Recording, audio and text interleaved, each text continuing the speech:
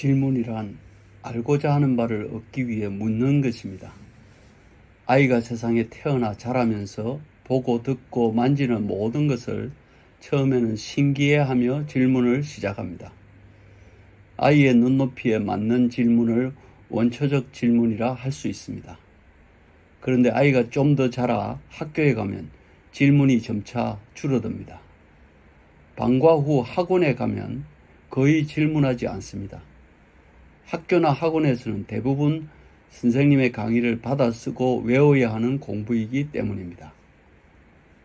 아이들의 질문을 되살려야 합니다. 질문을 되살리기 위해서는 먼저 가정에서 부모가 질문에 대한 정확한 인식이 필요합니다.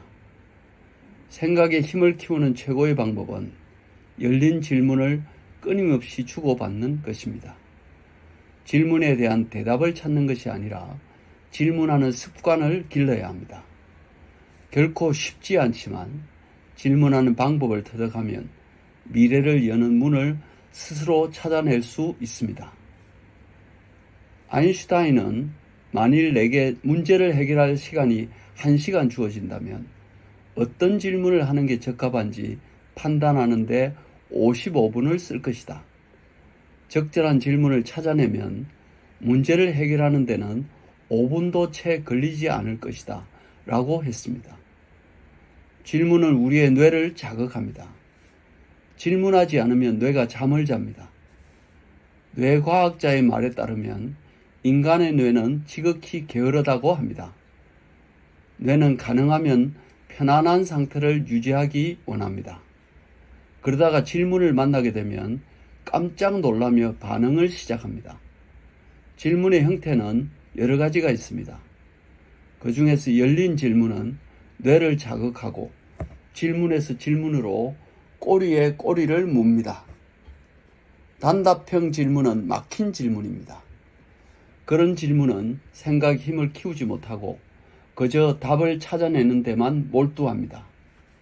세상에는 정답이 없는 질문이 많습니다. 5년째 제2중학교에서 1학년을 지도하고 있습니다.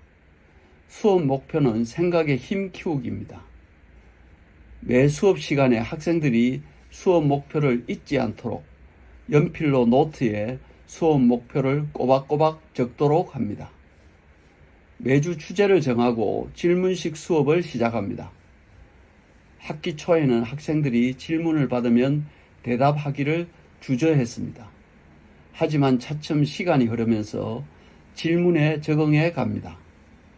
수업은 질문과 대답 그리고 검색으로 이어집니다.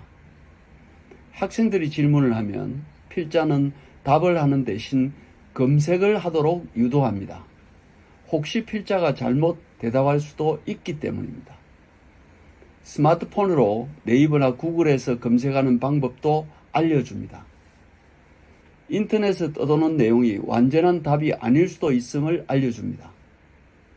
결국 검색은 하되 생각을 되풀이하면서 스스로 답을 찾아내도록 하는 것이 궁극적인 질문식 수업의 목표입니다.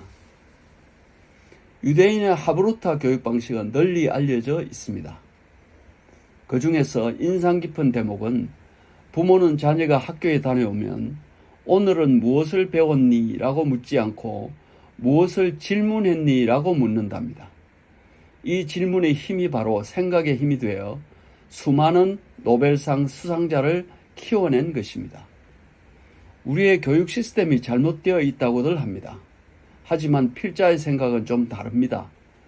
가정에서 부모와 학교에서 교사가 질문의 위대함을 인지하고 어릴 때부터 질문하는 아이로 키우면 얼마든지 성인이 되어서도 질문하는 사람으로 성장합니다. 교육 시스템은 하루아침에 바뀌지 않습니다. 포기하지 않고 가정에서 그리고 학교에서 질문하는 사람으로 키워내면 됩니다. 나쁜 질문이란 없습니다. 그저 지식을 전달하겠다는 생각으로 질문을 빼앗아 버리는 것이 문제입니다.